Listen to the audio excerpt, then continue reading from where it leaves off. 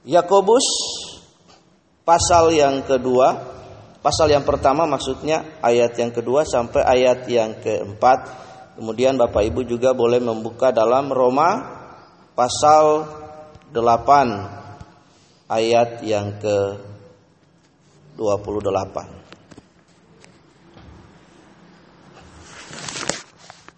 Baik Bapak Ibu yang dikasihi oleh Tuhan Yesus, kita mulai pembacaan kita dulu dari Yakobus pasal yang ke-1 ke pasal pertama ayat yang kedua dan ayat sampai ke-4. Iman dan hikmat. Mari saya minta kita bangkit berdiri, kemudian kita membacanya bersama-sama. Iman dan hikmat, saudara-saudaraku, anggaplah sebagai suatu kebahagiaan apabila kamu jatuh ke dalam berbagai-bagai pencobaan. Silakan baca.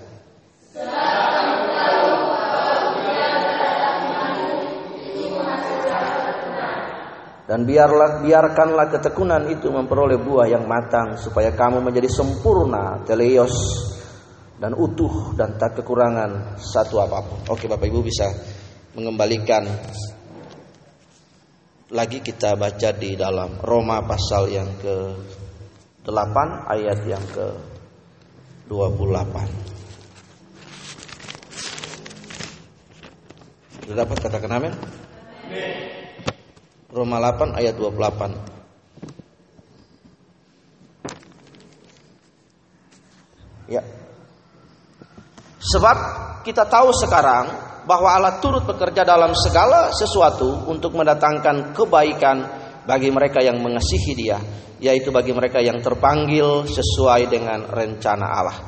Bapak Ibu yang terkasih dalam Tuhan Yesus, silakan duduk. Dua pembacaan yang kita sudah baca hari ini saling berkaitan satu dengan yang lain. Karena itu mari kita akan memperkarakan hal ini, sehingga dalam perjalanan kekristenan kita mempunyai pengertian yang benar. Jika pengertian atau understanding kita benar terhadap kebenaran ini, maka di dalam praktik hidup kekristenan kita dalam mengaplikasikan pengertian yang kita dapat dan kita pahami ini, hasilnya juga baik. Sehingga kita menjadi orang Kristen yang mature, orang Kristen yang dewasa di dalam pengenalan akan Allah. Itulah sebabnya Bapak Ibu yang dikasihi dan dirahmati di sidang yang berbahagia ini, dikatakan di dalam Efesus pasal yang pertama ayat yang ke-15, Paulus berdoa kepada jemaat di Efesus supaya mereka diberikan understanding, mereka diberikan pengertian oleh Parakletos, oleh Roh Kudus, pribadi penolong that stand beside us to give understanding, untuk mengadvokasi kita akan kebenaran firman Tuhan itu supaya kita pahami. Itulah doa saya hari ini, supaya kita memahami pengertian tentang Allah, tentang kepribadian Allah, dan biarlah pembacaan yang kita sudah baca dari Logos ini menjadi rema Kristus bagi kita pagi hari ini. Nah, kita lihat Bapak Ibu yang dirahmati dan dikasihi oleh Tuhan Yesus Kristus, kita perhatikan sekali bahwa ayat ini seringkali disalah mengertikan oleh orang Kristen, salah pahami oleh orang Kristen. Pembacaan yang kita sudah baca pada pembacaan Yakobus tadi, ayat ini seolah-olah analogi sekali, seolah-olah anomali, seolah-olah berbeda, bertolak belakang, memiliki paradoksal dengan kehidupan. Kita melihat akhir-akhir ini banyak orang Kristen punya understanding, punya pemahaman bahwa kalau ikut Tuhan itu pasti diberkati. Ikut Tuhan kita tidak kena masalah. Dan acap kali banyak orang berjanji, seorang penginjil, pemberita firman, pengkhotbah berjanji kepada orang lain bahwa kalau percaya Yesus kamu punya masalah selesai. Seolah-olah Tuhan Yesus itu sama seperti pil tuntas. Jadi kalau minum pil tuntas, semua masalah menjadi tuntas. Kita juga melihat akhir-akhir ini ada begitu pemberitaan firman yang menekankan kepada benda material. Kalau pakai minyak urapan, kalau pakai perjamuan, semua masalah selesai, semua persoalan hidup selesai.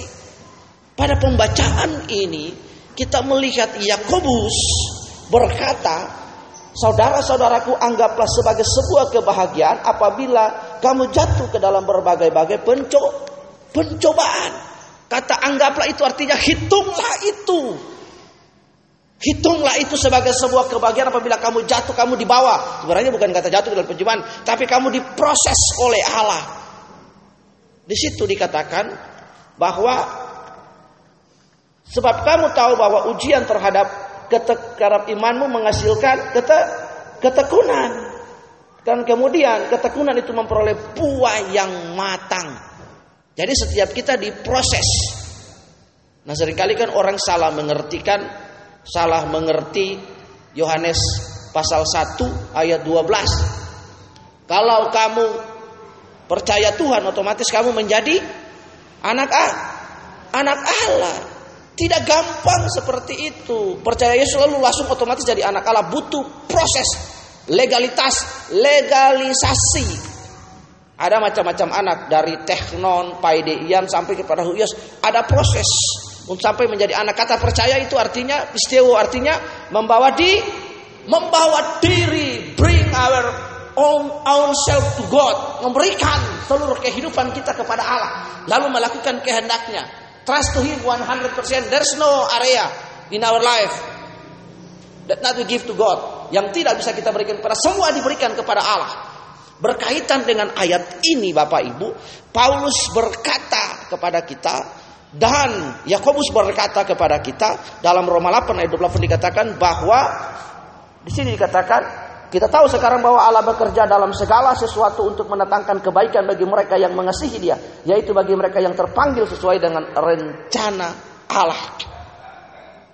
Kita perhatikan Bapak Ibu, Paulus mengakui bahwa firman Allah lah yang mula-mula membentuk dasar dan alam pikir Kristen kita.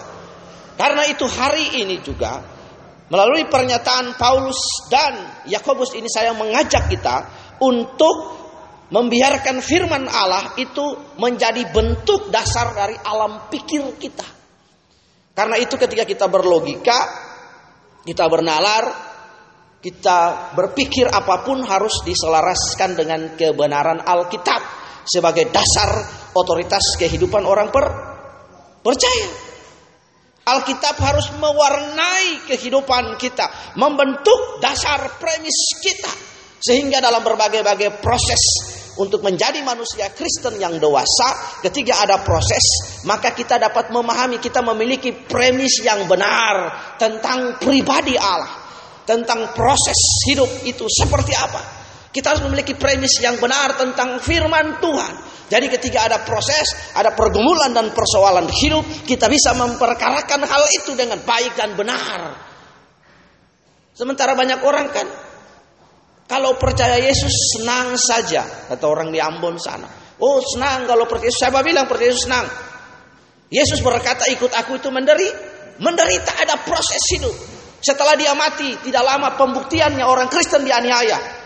Jadi kalau ikut Yesus, kemudian kita berkata ikut Yesus, masalah saya diselesaikan, kemudian persoalan saya selesai, hutang lunas dan berbagai hal sebagainya yang meringankan penderitaan kita, itu diselesaikan dengan mudah.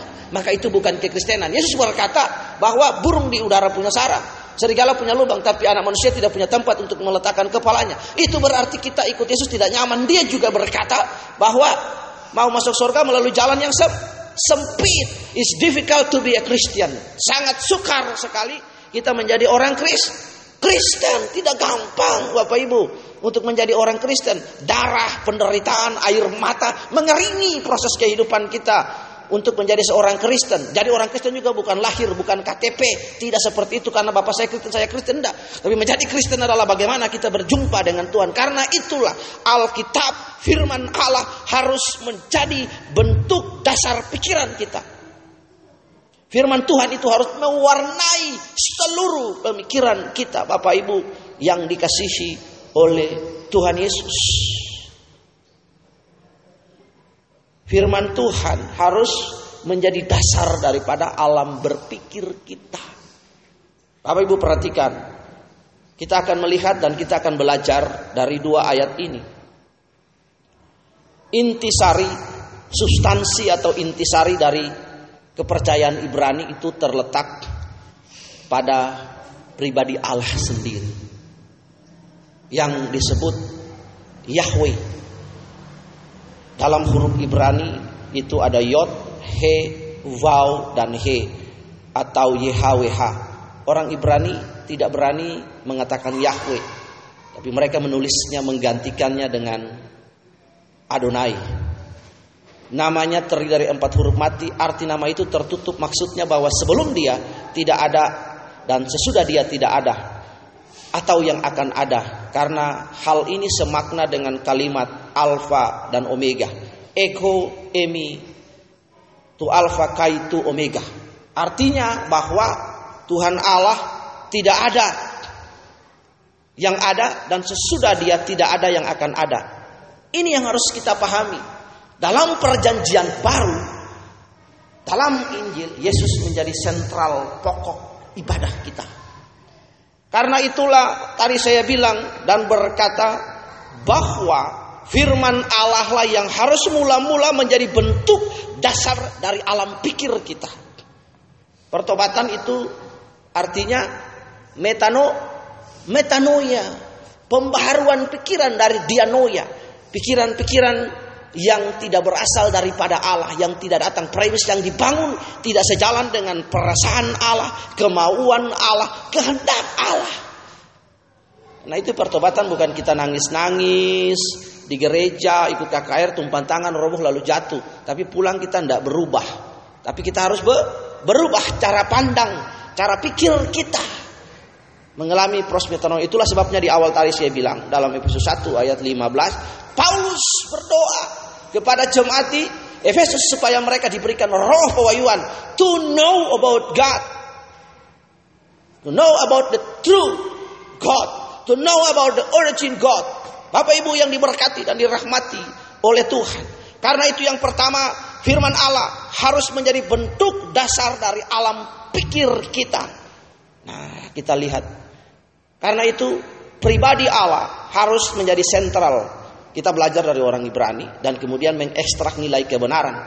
Orang Ibrani menempatkan pribadi Allah sebagai yang sentral sekali. Teologi mereka adalah pada Allah, pribadi Allah itu sendiri. Egoemi itu Alfa, Kai itu Omega. Yang berkata bahwa sebelum dia tidak ada, yang ada, dan sesudah dia tidak akan yang ada.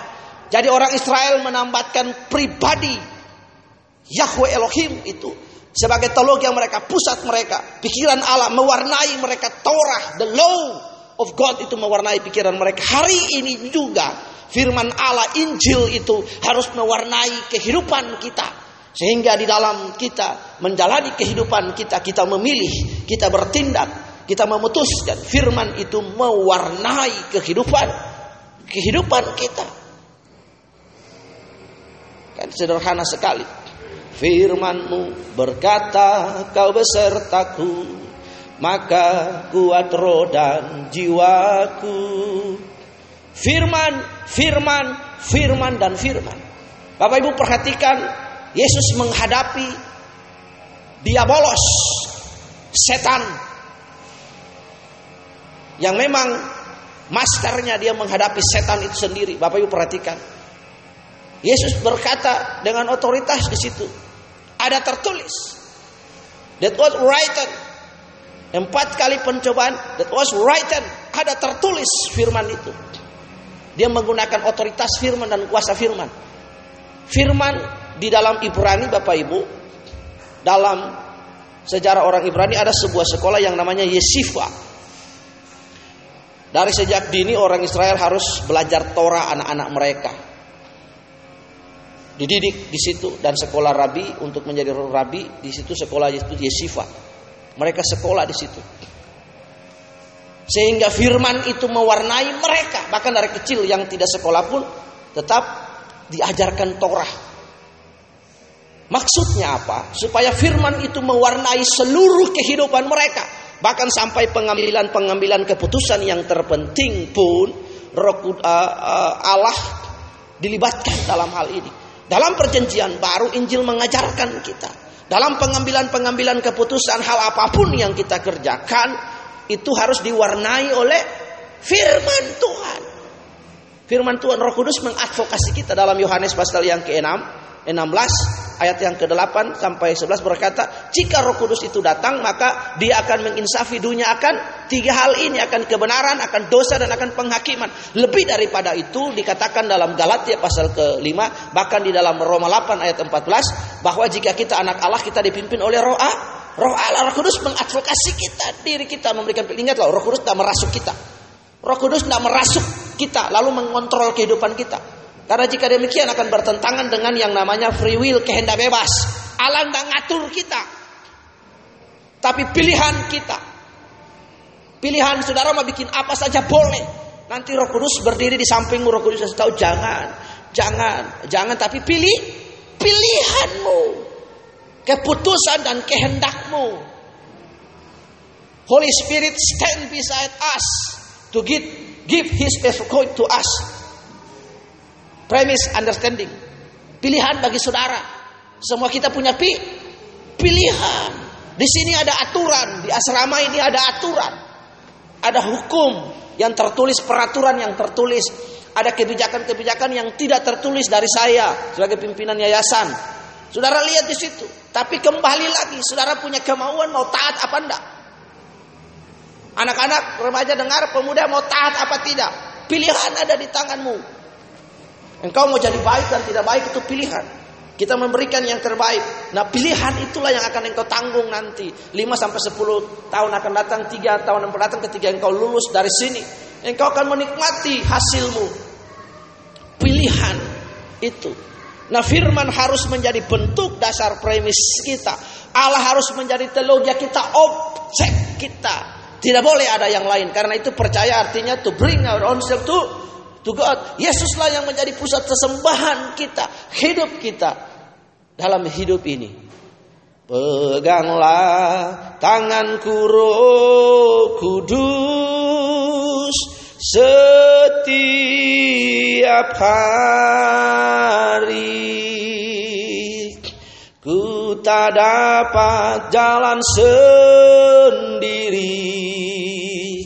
tanpa Roh-Mu. Bawalah diriku kepada segala kebenaran, agar ku tidak tersesat mengikuti jalan-Mu. Roh Kudus tidak pengaruhi kita seperti orang kerasukan setan mengontrol kehidupan kita, enggak. Tapi dia mengadvokasi kita, stand beside us to give understanding, untuk mengadvokasi kita. Pilihan ada, will itu yang bermain sebagai tatanan yang Allah sudah ciptakan. Engkau punya pilihan, pilihan bagimu. Engkau pilih apa yang you tabur you tuai dengan kehendak bebasmu. Nah itu. Karena kalau Tuhan mengontrol kehidupan kita, Tuhan mengatur kehidupan kita, nanti sampai di atas lu bisa protes Tuhan dong. Tuhan, engkau tidak berikan saya kebebasan. Tuhan, engkau tidak bisa berikan saya ini, saya diatur, saya dikekang. Tuhan begini, saya nggak bisa pilihan. Tapi kehendak bebas. Sampai di atas engkau protes Tuhan. Tuhan bilang, saya sudah memberikan pilihan bagimu. Engkau sudah hidup, saya sudah kasih hidup, pilihan bagi kamu. Pilihanmu begini, pilihanmu begini. Jadi Roh Kudus berdiri di samping kita untuk mengadvokasi kita. Yohanes 16 ayat 8, jika Roh Kudus itu datang, dia akan mengadvokasi dunia akan 3 hal ini. Hanya 3 hal itu, dosa, kebenaran, dan penghakiman. Jadi kalau Roh Kudus ngomong yang aneh-aneh kepada orang lain yang tidak menyangkut 3 hal itu, bohong, bullshit. Roh Kudus harus sejajar dengan kebenaran firman Tuhan itu, sola scriptura itu sendiri. Itulah sebabnya juga dikatakan dalam 2 Timotius pasal 3 ayat 16. Iya kan? Segala firman yang difahamkan Allah bermanfaat untuk mengajar, mendidik, memperbaiki kelakuan. Roh Kudus mengajar, mendidik, memperbaiki kelakuan. Dia harus selaras dengan firman Tuhan. Tidak boleh beda. Bapak Ibu perhatikan. Karena itu yang pertama, substansinya adalah kita menjadikan Yesus sebagai pusat ibadah kita. Tidak boleh ada hal-hal yang lain. Kekristenan bukan agama, tapi kekristenan adalah the way of life. Bapak Ibu perhatikan, banyak agama menawarkan ritual Nah, kekristenan ada beberapa kekristenan yang kita melihat ada kelompok Kristen yang mengajarkan bahwa percaya Yesus boleh. Ini sama dengan jemaat di Galatia. Mereka percaya Tuhan, tapi bagi mereka kalau ditambah dengan Taurat itu bagus sekali, itu mantap. Kita melihat akhir-akhir ini orang yang kelompok tersebut mengajarkan ikut Yesus, iya, karismatik dicampur dengan Yudaisme, dengan cara-cara Yahudi yang lama. Bapak Ibu perhatikan di situ, ikut Yesus tapi mereka pakai tumen, 7 elemen, ada minyak, ada anggur, ada air, ada apa lagi, segala macam. Lalu dari tumen jadi semen 9 elemen. Jadi tabur-tabur debu, tabur-tabur terigu, tabur-tabur dedak, tabur susu dan lain sebagainya. Kalau tanpa itu maka tidak srek. Ini parah sekali kekristenan model begini. Nah, ini pengajaran-pengajaran begini nih di kelompok Bahtera. Salah, bertentangan dengan kebenaran. Tidak menjadikan Yesus sebagai pribadi. Karena itu Tuhan berkata, jika kamu mengenal kebenaran dalam Yohanes 8 ayat 32. If you know about the truth shall make you free. Jika kamu mengenal kebenaran, maka kebenaran itu akan memerdekakan kamu. Inilah yang kita harus pelajari, Bapak Ibu yang dikasihi oleh Tuhan Yesus.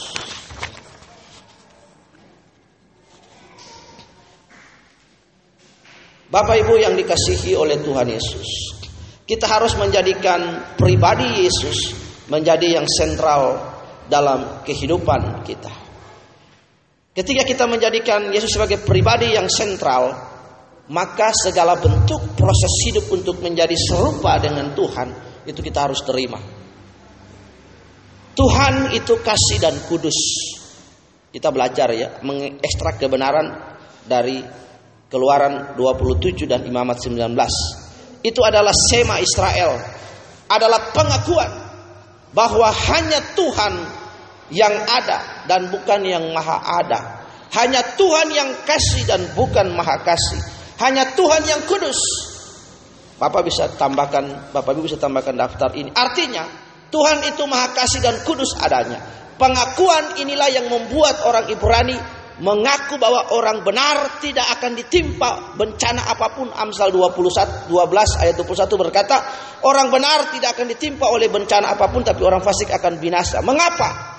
Berkaitan dengan Roma 8 ayat 28 dan Yakobus pasal 1 ayat 2 dan 4. Di sini dikatakan, oleh karena percaya apapun yang datangnya dari Tuhan itu baik adanya. Karena hanya Allah yang baik adanya dan yang kasih adanya, dia pun tidak dapat melakukan apa yang bertentangan dengan kodratnya. Karena itu kita baca dalam Matius 7 ayat 15 sampai 20. Tolong dibuka. Matius 7.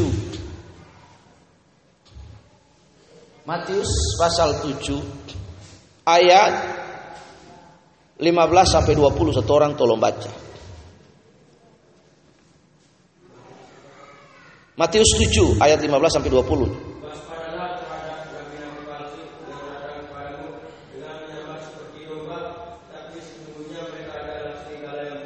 Iya. Dari buahnya kamu akan mengenal mereka. Dapatkah orang memetik buah anggur dari sebuah duri atau buah ara dari rumput duri? Iya. Demikianlah setiap pohon yang baik menghasilkan buah yang baik, sedang pohon yang tidak baik menghasilkan buah yang tidak baik. Tidak mungkin orang yang baik itu menghasilkan buahnya yang tidak baik, Iya. ataupun pohon yang tidak baik itu menghasilkan buah yang baik. Dan setiap pohon yang tidak menghasilkan buah yang baik pasti ditebang dan dibuang ke dalam api. Tidak sampai 20 sudah. Jadi dari manalah kamu akan mengenal mereka. Ya. Berkaitan dengan Roma 8 ayat 28 dan Yakobus 1 ayat 2. Karena Allah itu baik adanya dan dia pun tidak dapat melakukan apa yang bertentangan dengan kodratnya. Itulah sebabnya baik pedang, kematian, penyakit, kelaparan dan rugi dibuang dan tidak dipandang sebagai bencana, melainkan sebagai pernyataan kasih dan kudusnya Tuhan. Hal ini semakna dengan guna menghasilkan buah kebenaran yang memberikan damai. Jadi banyak orang Kristen salah sekali mengerti Kalau ikut Tuhan sukses, kalau ikut Yesus berhasil, kalau ikut Yesus masalahmu selesai. Tidak seperti itu, Bapak Ibu. Dikatakan apapun juga dikatakan di situ bahwa Allah turut bekerja dalam segala hal. Dalam segala hal, everything. Kadang-kadang orang mau terima hal-hal yang baik saja, tapi yang tidak baik mereka tidak mau terima. Karena itu kita harus memandang dalam Yakobus tadi bahwa ditambahkan kepada ketekunan, tahan uji kesempurnaan diproses oleh Allah. Karena itu apapun yang terjadi dalam kehidupan kita, baik itu kelaparan, baik itu pedang, baik itu penyakit, rugi dan lain sebagainya, itu dibuang dan tidak dipandang sebagai bencana, melainkan sebagai bentuk pernyataan kasih dan kudusnya Tuhan. Orang Israel memandang berbagai proses hidup, pedang, kematian, penyakit, kelaparan, rugi. Mereka buang semua itu. Dibuang dan tidak dipandang sebagai bencana. Mereka memandangnya bukan sebagai bencana kepada mereka, tapi sebagai bentuk kasih sayang dari Elohim Yahweh, dari Allah kepada mereka. Ayat ini yang kita baca tadi, Roma 8 ayat 28 itu kita harus memandang. Berbagai proses penderitaan hidup itu yang membawa kita menjadi serupa dengan Tuhan Yesus, kita harus pandang sebagai bentuk kasih Allah kepada kita untuk mendidik kita. Itu lihat, kita harus pandang sebagai bentuk kasih Allah untuk mendidik, melatih kita, to train us. Ini yang harus kita pandang supaya dia semakna sejajar dengan pernyataan Allah dalam Ibrani 12 ayat 11, guna menghasilkan buah kebenaran yang memberikan damai sejahtera, supaya kita tidak jadi Kristen gampangan. Tidak perlu kita minta-minta berkat juga sama Tuhan, karena providensia Allah sudah tersedia bagi kita. Kadang-kadang orang Kristen kan mau instan, akhirnya berdoa, maksa-maksa Tuhan. Siapa lu maksa-maksa Tuhan? Kita harus juga punya tanggung jawab untuk bisa bekerja menghasilkan dengan tangan kita kemampuan yang Tuhan sudah kasih kepada kita. Karena itu dalam Yakobus dan Roma 28 kita harus pandang sebagai bentuk kasih Allah mendidik kita. Apapun yang terjadi dalam kehidupan kita, kita harus buang jauh-jauh dan dipandang, kita harus memandang segala proses hidup sebagai pernyataan kasih dan kudusnya Tuhan bagi kita. Ingat, pilihan kita, kehendak bebas yang tatanan yang sudah Tuhan ciptakan itu. Apa yang you tabur you tuai. Karena itu mari yang pertama, saya tadi bilang di awal, biarkanlah firman Tuhan menjadi bentuk dasar dari alam pikir kita, sehingga dalam kita bernalar, kita berlogika, kita melakukan apapun itu, firman Tuhan menjadi dasar kita bernalar. Yang berikut Bapak Ibu yang dikasihi dan anak-anak pemuda yang dikasihi Tuhan Yesus, berdasarkan ayat ini, dua ayat yang kita baca, maka hubungan kita dengan Tuhan bersifat dinamis dan bukan mekanis. Artinya, Ia yang disembah, Tuhan yang disembah dan diabdi sebagai yang berdaulat penuh, mencakup ruang dan waktu. Mencakup ruang dan waktu. Tuhan bersifat dinamis, artinya hubungan kita dengan Allah itu sebagai manusia ciptaan dan pencipta.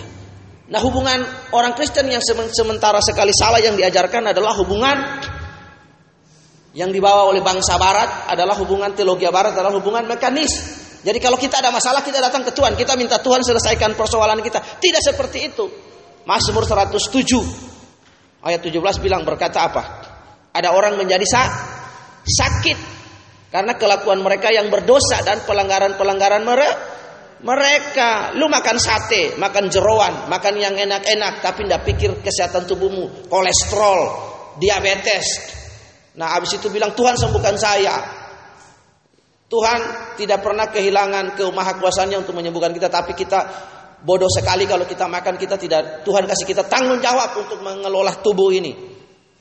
Tapi kalau kita makan dah karu-karuan, dah jaga kesehatan dan lain sebagainya, lalu kita bilang Tuhan sembuhkan saya. Nah, salah juga kita. Karena Tuhan kasih kita tanggung jawab untuk mengelola diri kita, menjaga kesehatan dan lain sebagainya. Makan sembarangan, ya, merokok, minum mabuk dan lain sebagainya. Kita setelah sakit bilang, Tuhan sembuhkan saya. Tuhan bilang, enak ya, you minum bir, you isap rokok, lu mabuk, lu minta saya sembuhkan lu. Iya. Orang Kupang bilang, bosong sadar sonde. Ya, iya kan? Sadar tidak? Tuhan tanya seperti itu. Karena itu hubungan kita dengan Tuhan bersifat dinamis. Hubungan kita dengan pencipta kita. Itulah sebabnya keselamatan adalah usaha Allah untuk mengembalikan manusia kepada rancangan semula. Hubungan kita dengan Tuhan adalah bersifat dinamis. Artinya hubungan ciptaan dengan pencipta. Lihat, Allah hadir dalam bentuk Kristus Yesus ke dunia ini dan melayani saudara dan saya. Hubungan kita dengan Dia adalah hubungan bersifat dinamis, pencipta dengan pencipta. Itulah sebabnya ketika manusia jatuh ke dalam dosa, pernyataan Tuhan dalam Roma 3:23, semua manusia telah berdosa dan kehilangan kemuliaan Allah. Karena itu Yesus datang menggenapi dalam Yohanes 3:16, karena begitu besar kasih Allah akan dunia ini sehingga memberikan yang tunggal, setiap orang yang binasa kepadanya tidak, yang percaya kepadanya tidak binasa, melainkan memperoleh hidup yang kekal. Itu di situ dikatakan Allah memenuhi maksud dan rancangannya untuk membawa kita kembali kepada rancangan semula sehingga kita bisa berhubungan lagi dengan Dia. Karena itu Tuhan Yesus Kristus adalah sebuah kebenaran. Maksud saya, kebenaran itu adalah Kristus sendiri. Kebenaran di mana kita bisa berelasi dengan Dia. Kebenaran yang personal. Kebenaran di luar pribadi Yesus adalah kebenaran yang penuh dengan retorika. Semua produk kebenaran yang dihasilkan oleh alam pikir manusia yang tidak dibaharui oleh Roh Kudus itu bukan kebenaran. Yohanes 8 ayat 32 berkata, if you know about the truth shall make you free. Jika kamu mengenal kebenaran, who is the truth? Yesus berkata, akulah jalan kebenaran dan hidup, tidak seorang pun sampai kepada Bapa kalau tidak melalui aku. Itulah hubungan manusia dengan Allah bersifat dinamis. Manusia ciptaan sebagai pencipta. Nah ini yang salah seringkali hubungan kita dengan Tuhan Allah itu hubungan yang bersifat mekanis. Mekanis itu gaya seperti bengkel, Bapak Ibu. Jadi kalau saudara butuh apa-apa, jadikan Tuhan itu sebagai dukun. Saudara butuh uang, saudara minta ke Tuhan. Saudara butuh kesembuhan, saudara datang ke Tuhan. Mujizat itu hanya sebagai tanda semeon. The sign just for unbelievers. Tanda buat orang yang tidak percaya. Allah menyatakan kedefinitasannya, iya. Tapi semakin seseorang semakin dewasa bertumbuh dalam Tuhan, dia akan penuh tanggung jawab. Dia tidak lagi butuh mujizat, tapi dia butuh bagaimana perubahan karakter. To be like Christ, menjadi serupa segambar dengan Allah. Nah orang kan datang menjadikan Tuhan itu dukun, menjadikan Tuhan, akhirnya datang hanya berkat orientasinya dia, berkat ketika ada persoalan dia datang ke Tuhan. Memangnya Tuhan itu gudang persoalan? Memang setiap persoalan yang di bumi ini kita diberikan tanggung jawab untuk menyelesaikan dengan kasih karunia yang Tuhan berikan. Nah, inilah pengertian kita. Karena itu mari Bapak Ibu yang dirahmati oleh Tuhan Yesus, di sini kita harus belajar untuk berhubungan dengan Tuhan secara dinamis sebagai pencipta dengan pencipta. Sebagai pencipta dengan ciptaan, sebagai ciptaan dengan pencipta Tuhan, kita berhubungan. Kita dibawa kembali kepada rancangan semula. Bukan seperti robot, bengkel, sepeda motor yang rusak lalu kita datang spare part ini yang rusak kita copot, kita ambil, kita ganti yang baru. Tidak seperti itu. Tapi proses untuk menjadi serupa segambar dengan Tuhan Yesus. Jadi kita memandang penderitaan itu proses hidup, itu sebagai cara Allah mengasihi kita dan cara Allah membentuk kita guna menghasilkan buah kebenaran yang memberikan damai. Itulah sebabnya dia berkata dalam Yakobus tadi, dia berkata bahwa sebab kamu tahu bahwa ujian terhadap ketekunanmu itu menghasilkan ketekunan, dan biarkanlah ketekunan itu memperoleh buah yang matang, supaya kamu menjadi sempurna dan utuh dan tidak kekurangan satu apapun. Dalam konteks kaitan dengan 2 Timotius 3 ayat 16 dikatakan bahwa segala firman Tuhan yang Allah bermanfaat untuk mengajar, mendidik, memperbaiki kelakuan. Ya, kelakuan yang aneh-aneh, yang belum dewasa pikirannya, yang belum mengerti kebenaran, itu dididik, dilatih. Ayat 17 berkata supaya kita menjadi orang yang, baca 2 Timotius 3:17, diperlengkapi untuk melakukan perbuatan yang baik itu. Nah, kalau seseorang sudah dibaharui kebenaran, premisnya benar, segala sesuatunya yang dia lakukan benar, hebat sekali. Dia akan melakukan perbuatan-perbuatan baik sebagai representasi daripada kehidupan yang sudah dirubah menjadi serupa Yesus, otomatis menghasilkan buah kehidupan yang baik. Itulah hidup Kristen kita. Jadi jangan memandang penderitaan sebagai sebuah kesialan hidup, bahwa Tuhan membenci kita dan lain, sebagai sebuah proses untuk menjadi manusia yang akan diproses untuk menjadi serupa, segambar dengan Tuhan Allah. Mari tunduk kepala dan kita berdoa. Tuhan Yesus, kami bersyukur hari ini kami sudah belajar dari Roma 8 ayat 28 dan kemudian Yakobus pasal 1 ayat 2 sampai ayat 4. Ada beberapa poin yang kami perkarakan hari ini. Yang pertama adalah firman Allah harus menjadi bentuk dasar dari alam pikir kita. Yang kedua adalah kami menjadikan Tuhan Yesus sebagai pokok dan sumber daripada ibadah kita. Kekristenan sesungguhnya bukan ibadah. Yang ketiga adalah kami memandang penderitaan, proses hidup sebagai bentuk kasih sayang Allah untuk membentuk setiap kita.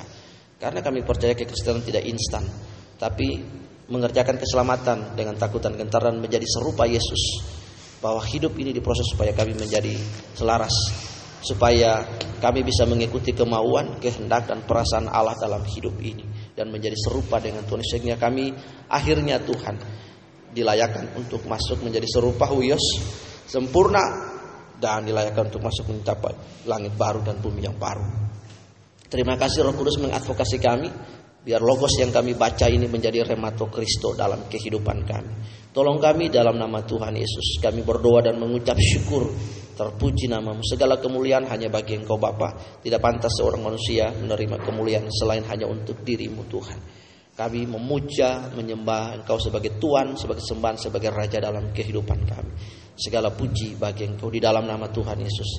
Kami sudah bersyukur. Terima kasih Roh Kudus. Haleluya. Amin. Kami kembalikan kepada worship leader. Tuhan Yesus memberkati. Shalom.